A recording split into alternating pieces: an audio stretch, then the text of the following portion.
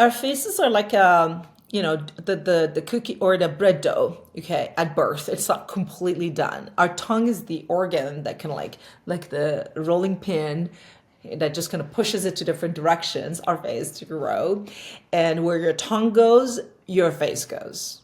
It goes without saying. If your tongue is not able to push your face forward, hold your head up, and one of the other things I see is the way you're holding your neck like this in a position that also contributes to a lot of this.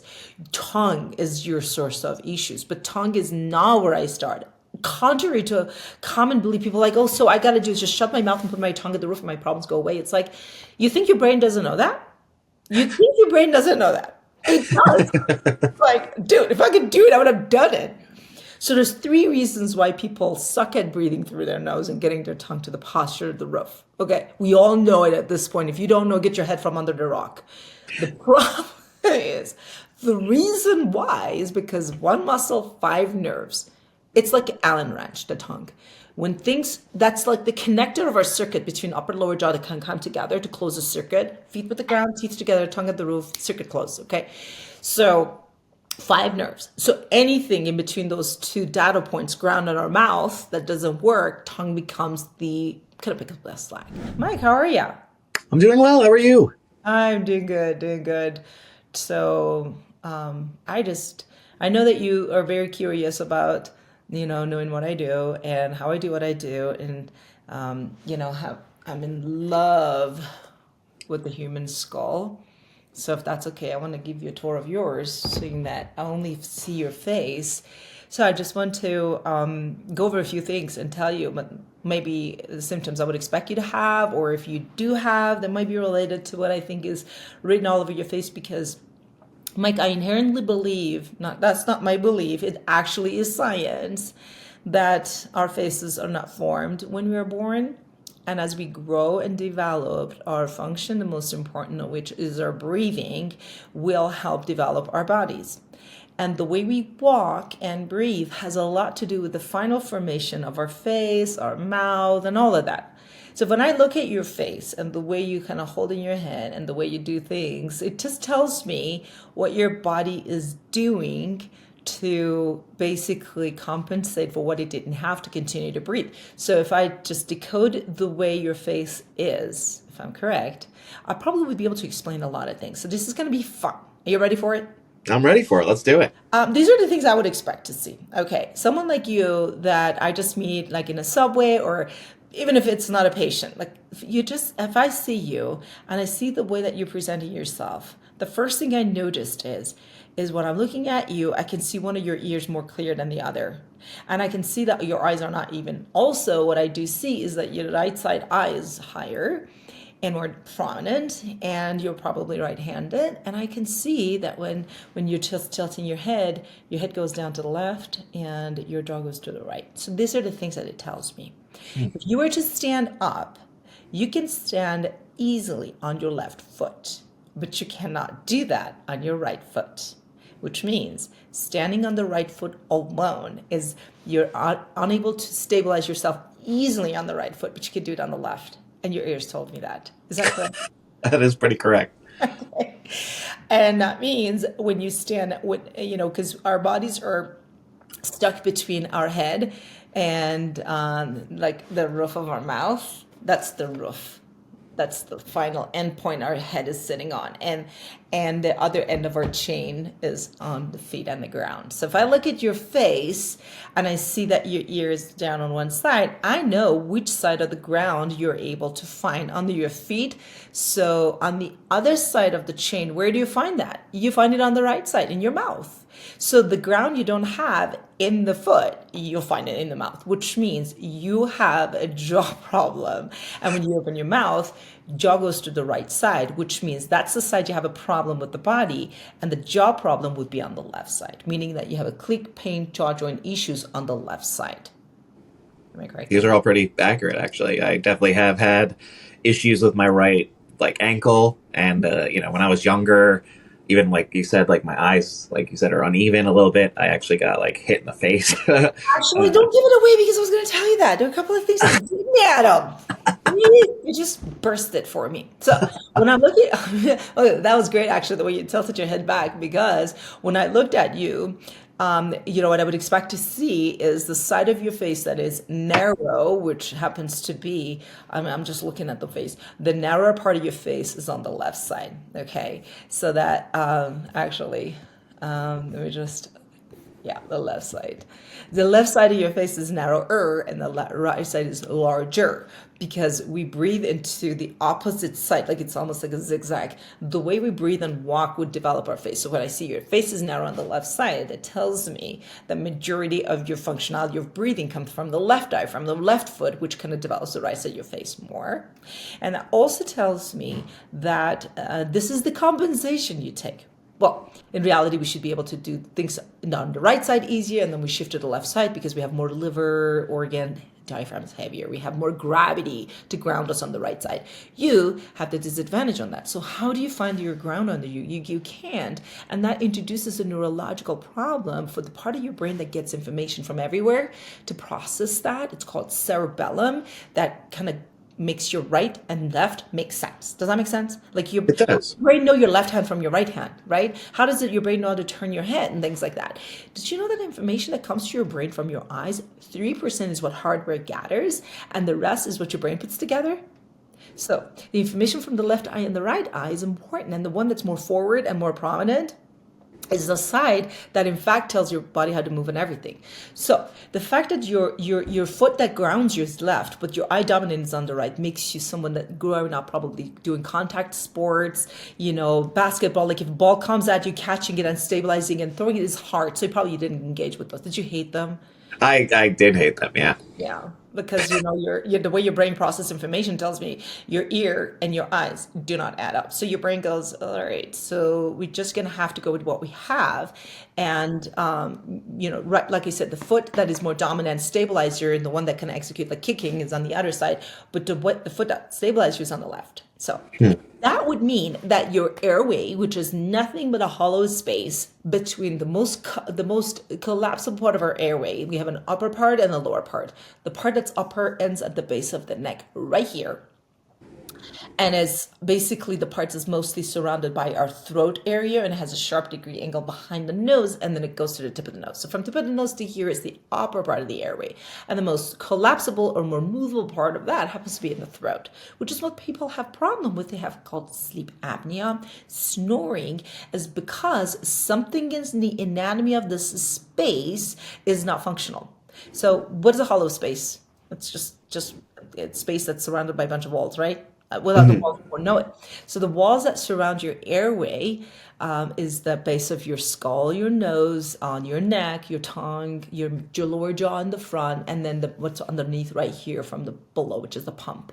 Okay, so when I see that there's discrepancy between your face and the way you're holding your neck, that tells me you're relying heavily on the right side of your body to breathe out of your neck, which means if you touch this muscle on the right side, it's really tense because you're overusing it, and it has its own zip code actually. Like when I look at you and the way you're holding your head, it basically, the way that you're shifting your head, it tells me that that muscle is overactive, and it shoots a lot of pain to, if it's overactive pathologically, cause a lot of pain and tensions right here, like around your eyes, and tension headaches throughout the day that comes from this area. Sometimes it's referred from that muscle, which basically is a postural muscle. If you're using that instead of passive muscles like diaphragm for breathing, because somebody got to remove your ribcage, that means your breathing is sympathetic. That's in a fight or flight.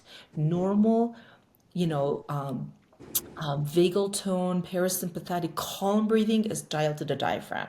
But someone that does not have a stable posture, which we established in your case with uneven fit and pelvis, you don't, will not properly use diaphragm to breathe. So part of that airway pump ain't working, and the whole airway space, I think you have to finish that. The part of your airway is like that contortion between different walls, make that soft tissue, the tissue that holds your airway, kind of susceptible to collapsing. Like, the tent, those tents, like the forts that kids put together, they open Mhm. up the hinges and then there is cloth that's hanging from it, right? And if the hinges are off, so the cloth is just sort of floppy too.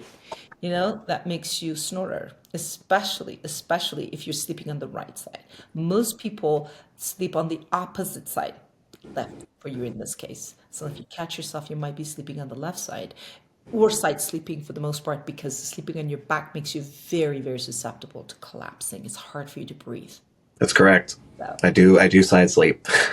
yeah, and you snore more perhaps because this also tells me the left side of your nose probably is blocked. So if I have you clog your nose, if you're not there you go, audible. So go ahead and now switch. Just block the nostril. I don't want you to push your nose. Just block this right there.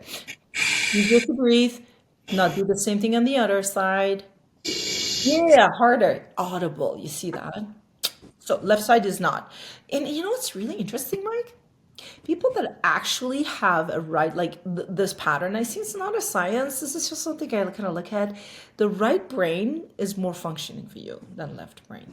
Emotional, very like big picture. Detail is not your thing, and language, like art, things like that. But math, you suck at math. I mean, left brain is more like, dialed to those things. But I have a right brain child and a left brain child. That's how I know. But you're right brain. Did I get it right? I think, yeah, I You're am more on correct. the artistic side of things than the mathematical side of things, for sure. Okay, you're a right brain. Yes. And yeah, and you clench more on the right side of your mouth. Your muscles on the right side are heavier because you're overusing that. So then balance is not existent in your system. When your nervous system has to heavily rely on information from one side and make sense of, stabilizations, that will start causing a lot of, disruption in the pattern of your nervous system, and that creates anxiety to some degree. You don't know where it's coming from. Like I'm always anxious, but I don't know where it's coming from. But if I were to tell you standing up, your body will avoid the right side of your pelvis. Like right pelvis, you can shift away from it. And that creates a huge problem because right side is your real state of breathing. You have a larger diaphragm there. Did you know you have a heavier organ on that side called your liver? So your diaphragm is like this dome shape that kind of creates that pressure for breathing. Your liver's underneath of it, your heart is on the other side. That's a beautiful design. And we have less lobe of lung on the left side. We have a smaller diaphragm. It's like a spare tire, I call it. But in your case, you have to rely on your spare tire for breathing, which is why you overuse your neck. So how do we turn the system off? If I were to see someone like you, the first question I ask is, how do you burn? Do you know, were you cesarean delivery, suction, normal? You don't know. You I probably don't don't know. know. You were not sure that you were normal breath or cesarean. It's kind of No, sorry. No, I do not actually. I don't know that.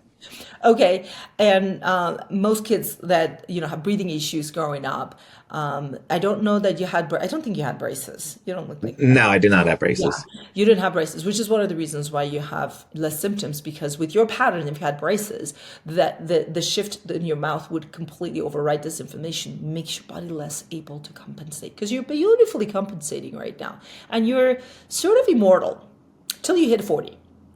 You know, you're overusing your resources for the next few decades.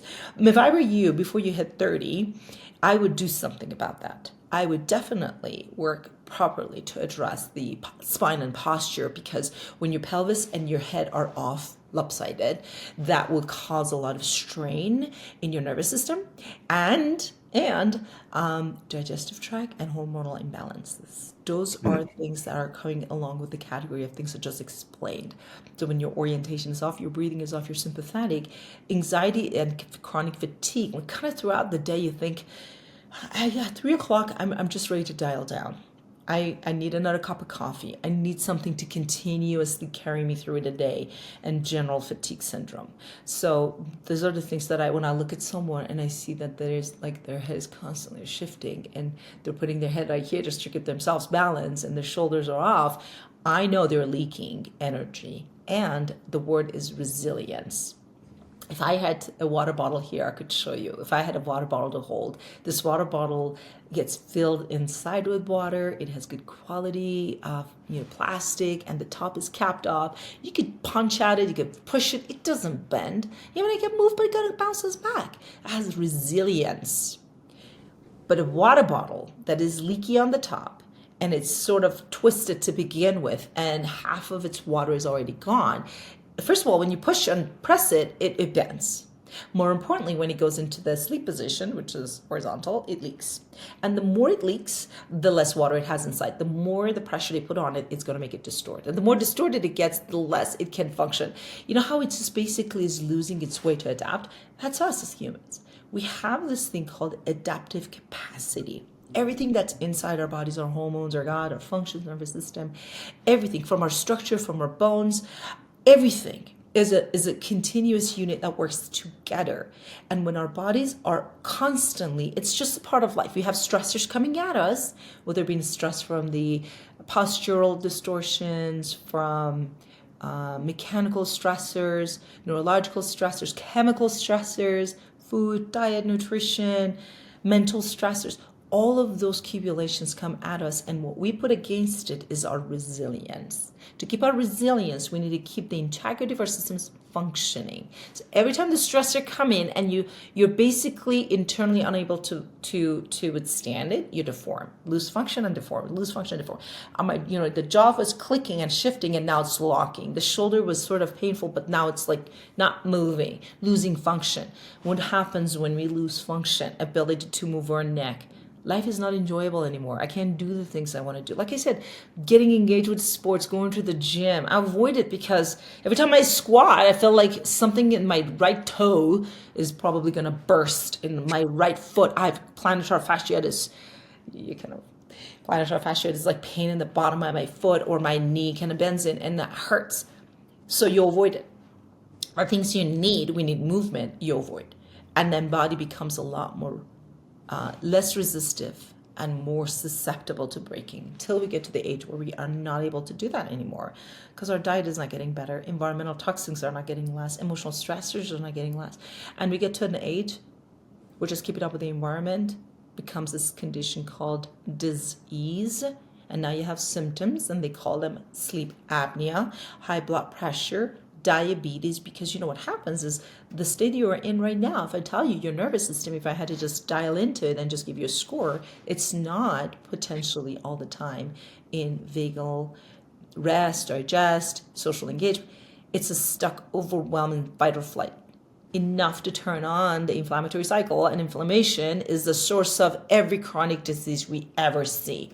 Now, I would say at your age, I would expect snoring. I would expect pain, some chronic pain. You might get adjustment and feel better.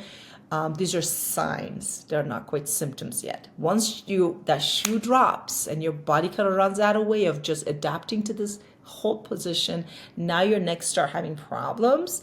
Your vagus nerves start going down, and you're going to have a host of new symptoms. Then you go to a doctor and they give you medications for it and say, ooh, we got to just perform surgery. You break that tooth you constantly clench on, right side of your mouth. And then you get periodontal problems, issues, and you have to fix the tooth. And then when we don't know what broke them, we don't know why the system broke the tooth, we're putting things that don't break. The force is still there. Your body's still not even. Now other things break. The jaw joints start giving, the neck start giving, that, so all the way to the floor. So one of the things that I really want us to be is how much of this information is just written all over your face, and the fact that your chin is behind your nose. Like if I'm looking at your profile, actually when I'm looking at, there we go, your chin is about a half an inch behind. And the fact is, if you were to roll your shoulders back for me, Mike, and put your head right on top of your spine. So I want you to just completely turn if you are able to. There we go. What I want you to do, there we go. So when I'm just a little forward so I can see that, perfect. So as I'm looking is, if you put your head right on top of your shoulder, pull your head back, there we go. Now you see how there's a double chin coming in? That double chin tells me the distance between your chin and neck is squishing your tongue into your airway. So that's why you put your head forward to make sure you can breathe. When you go to sleep, you have to put a couple of pillows under your head to simulate this position. And if you don't, then you snore. Do we need a new pillow? No, we need a better functioning airway, because the walls of that space that is supposed to maintain your patency is unable to maintain this compensatory position when you sleep. So you're leaking all over the joint and losing adaptive Interesting. capacity. Are you ready to restore some adaptive capacity for years to come? You know what you need to do that? We Hmm. need to change and tweak a few things So I would, so if you were someone that I would see and say, oh my gosh, you're too young. And if you have snoring, I don't take it lightly. When there's a snoring, that's a noise that tells me there's somewhere in the body things are not functioning. Things are not physiologically, orthopedically, neurologically, something is not working. And another fun fact I could tell you is if you catch yourself throughout the day, you're just gonna hold the breath. Like take a deep breath and hold it. A lot of people do that. Have you catch yourself doing that throughout the day? You feel like I want to take a deep breath and just hold it for a few seconds. That's a compensation too. That means my brain, and it's because the chemistry of the brain is dialed to your breath, literally. So what I'm seeing here in all this distortion, it's impacting the chemistry of your brain. So to bypass that throughout the day, even at night, I see it on a sleep test. We hold our breath to build up the byproduct of our breathing, which is CO2, to build it up so we can fix the chemistry so we can get the oxygen released to the brain all day long. All day long. And the more like you're sitting there and doing something that requires your brain is more active and producing more CO2, the more you hold your breath. Catch yourself on that, especially, you know how your left side of your nose is blocked or not as effective for breathing. When you go to cycle, because our nose cycles every 45 minutes, engorges on one side, kind of cycle I think it's another attempt, I would imagine, to balance our nervous system. When you cycle out of the right side, your left side just is, by default, is not as good. So when the side that does work for you goes into cycling, you feel like you get a mouth breathe. Your mouth props open. And then a half hour later, you're like, I can breathe better, clear. And when you're mouth breathing, you kind of get frustrated. And when frustrated, you feel like, I gotta go for, like, I can't finish this task. And then your nose go back to functioning and you kind of go back to getting oxygen to the brain, or you go for a walk and get some of that flushing going on and back to the cycle again. And that's because you're relying heavily on one side of your body to function. And that's fixable, by the way. That's a good news. That's actually treatable. And the sooner you treat this condition, the less damage to your nervous system, the less damage and pressure on the structures, and the less needs to be done. So yeah, I'm hoping that, I know, it sounds like a fortune teller, don't I? No, that was excellent. Our faces are like the cookie or the bread dough. Okay, at birth, it's not completely done. Our tongue is the organ that can like the rolling pin that just kind of pushes it to different directions. Our face to grow, and where your tongue goes, your face goes. It goes without saying. If your tongue is not able to push your face forward, hold your head up, and one of the other things I see is the way you're holding your neck like this in a position that also contributes to a lot of this. Tongue is your source of issues, but tongue is not where I started. Contrary to a common belief, people are like, oh, so I got to do is just shut my mouth and put my tongue at the roof and my problems go away. It's like, you think your brain doesn't know that? You think your brain doesn't know that? It does. Like, dude, if I could do it, I would have done it. So there's 3 reasons why people suck at breathing through their nose and getting their tongue to the posture of the roof. Okay, we all know it at this point. If you don't know, get your head from under the rock. The problem is, the reason why is because 1 muscle, 5 nerves. It's like Allen wrench, the tongue. That's like the connector of our circuit between upper and lower jaw that can come together to close the circuit. Feet with the ground, teeth together, tongue at the roof, circuit closed, okay? So 5 nerves. So anything in between those 2 data points, ground and our mouth, that doesn't work, tongue becomes kind of picks up that slack. If you have a dysfunctional diaphragm on one side, your tongue picks up the slack to create the negative pressure, kind of like creating the suction for breathing. If you do not have a proper jaw alignment and teeth occlusion, the way your teeth come together, which yours is uneven, your tongue is trying to stabilize your jaws when you swallow. If you do not have a proper structure in your neck, which we kind of saw that in your case, you have a straight neck, kind of more like a lost curvature in your neck, your tongue is your stabilizer there too. And it has all the nerves to help it do that, by the way. So the tongue is supposed to be doing the job of going to the roof of the mouth, supporting the upper jaw, which is floor of the nose, for properly oriented system for breathing and for functioning orientation, all that jazz. Which means kind of like telling the brain, we're good. We're not good because the tongue, we're not good. Yeah. We cannot just simulate it because I look at you and I say, what is your tongue doing? Your tongue is your diaphragm. Like I established, you're breathing out the right side of your neck, and the bone that controls the hyoid, which is a floaty bone here that's connected to the base of the tongue. It has like a lot of muscles attached to it from both sides, and it's attached to your neck and it controls your airway. This little GPS called the hyoid bone, it's the base of the tongue, connects the shoulders like a bow and arrow. So if your shoulders are rounded because your head is over here and your pelvis is off, that all translates to that muscle. So can you just stick your tongue to the roof of your mouth and all this problem go away? Good, no. You gotta, your tongue is more like the very last top, the roof, the roof of this house is maxilla and the tongue, the basement. I would say working with a good chiropractor can address your spine and pelvis, the first thing I would do in your case. However, I want to need, if you snore, I want to know how you sleep. Because if you snore, that means you can't breathe. If you can't breathe at night, that's costing you quality sleep. And a good quality sleep and a good breathing mechanic, if you cannot fix it right now, at least mechanically support it. So I would do something at night to make sure your tongue does not choke you. Because if your tongue cannot stay at the roof of the mouth for all the reasons that I listed, we gotta help your tongue do what it's supposed to do, at least at night. During the day, you're very well compensated. To my dismay, but at night you can. You know why? Hmm.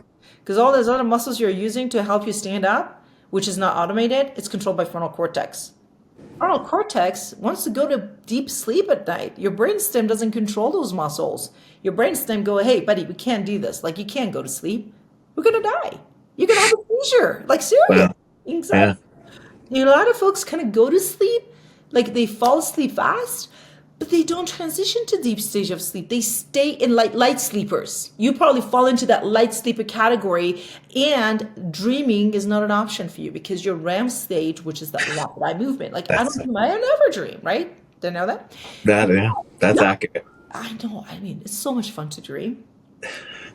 I love when I get patients to get to the dreaming stage, the REM. They're like, okay, it was dreams first, now it's nightmares. Your body goes through purging. So it goes, yeah, can I have some files I got to get rid of?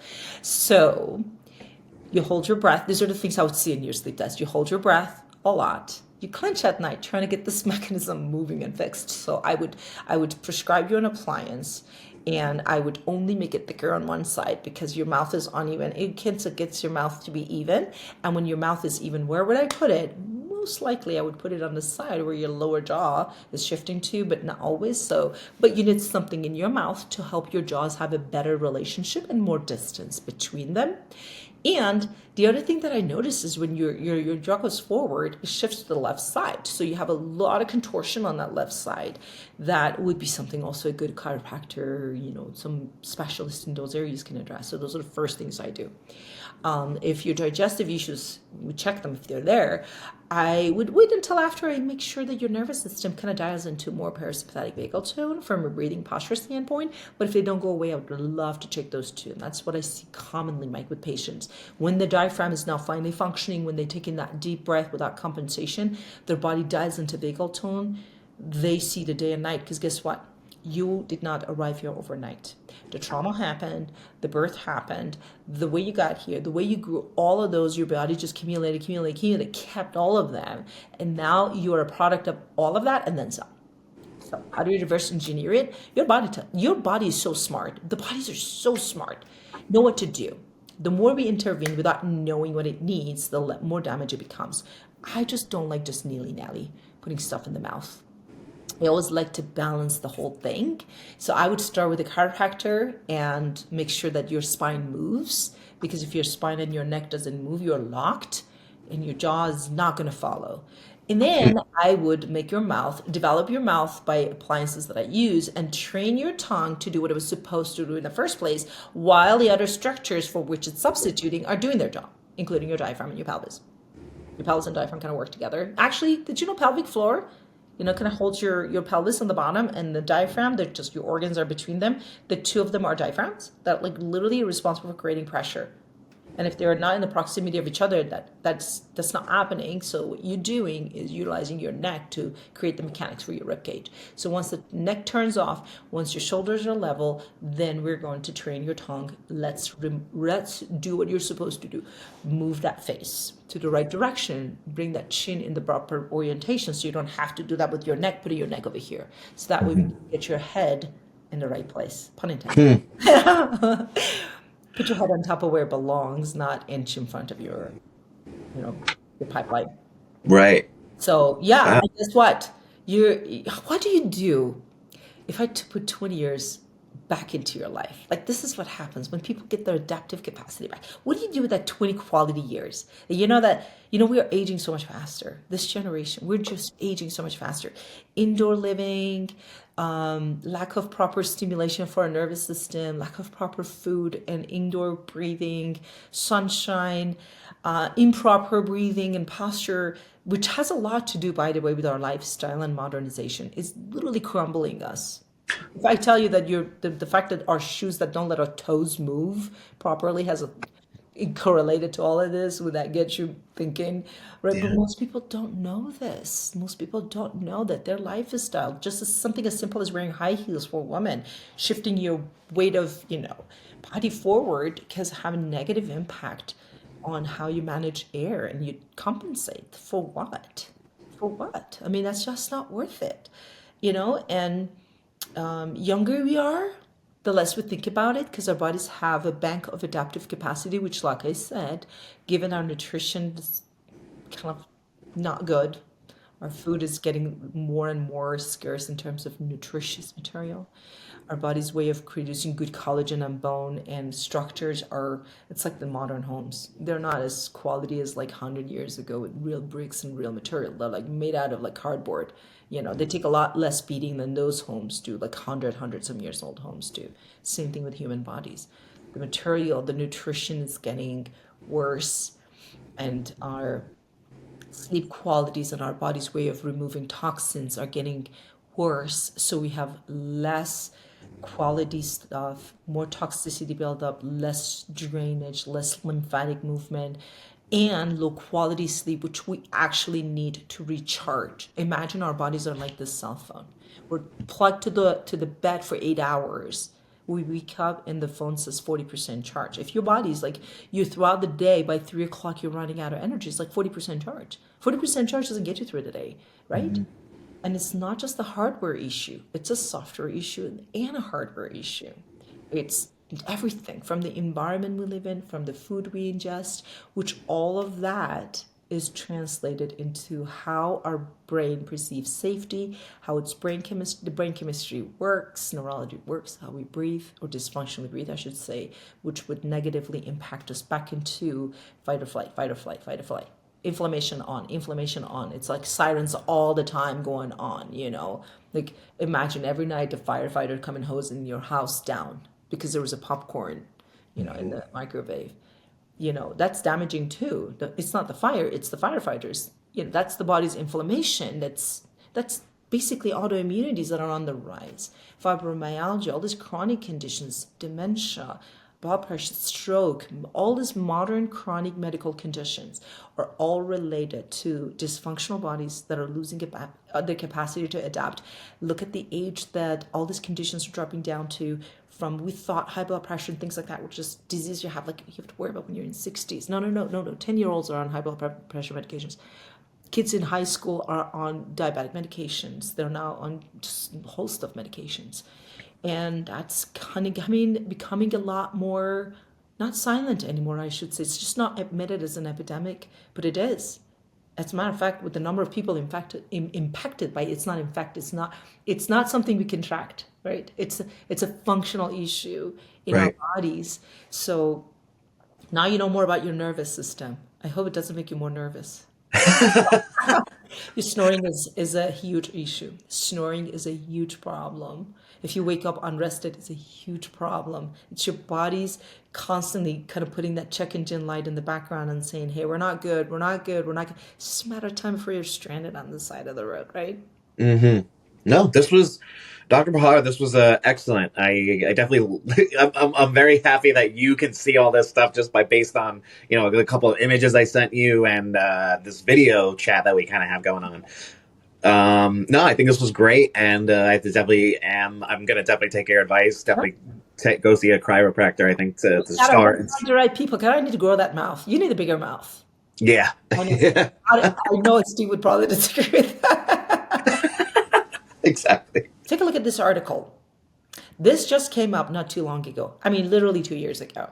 For tens of years, we thought rapid expansion and putting those palate expanders in children's mouth is going to solve their apnea. Now research came up and shows clearly that it might remove some of the symptoms, but it certainly doesn't treat the apnea. We already have another study right here from the very respected journal, New England Journal of Medicine, that shows, as a matter of fact, adenoidectomy and tonsillectomy has been done for years, and although it might remove some of the symptoms of ADHD and school performance, but doesn't do anything to treat the obstructive sleep apnea in children. And just as of 2025, American Academy of Pediatric Dentistry officially announced that obstructive sleep apnea in children is a huge issue, and dentists and pediatric dentists especially are encouraged to look for the signs and symptoms. If you don't have a proper way of treating it, we are admitting it's a huge problem. What else is out there? We don't have CPAP effectiveness studies on children, and we know it's not helping the children. If you're not acknowledging that children don't have sleep apnea, they have a breathing disorder, we're not moving anywhere with it. We're just acknowledging there's a huge problem, and every attempt at fixing it has failed the last 100 years or some. What now? The news is, we got to focus on breathing. We got to focus on their growth. And if they're not growing, if they're not functioning properly, they're just set for a life full of medical conditions that's not treated, full of chronic conditions that's just waiting to happen. All the while they're growing, we can fix their breathing. Why are we focusing on sleep apnea instead of focusing on breathing is beyond me. But now the research is clearly just throwing the towel and saying, we don't have the solutions. Who does? I'm glad to tell you. Great question. Addressing the breathing, the tongue function, and that's what we do at Vivos.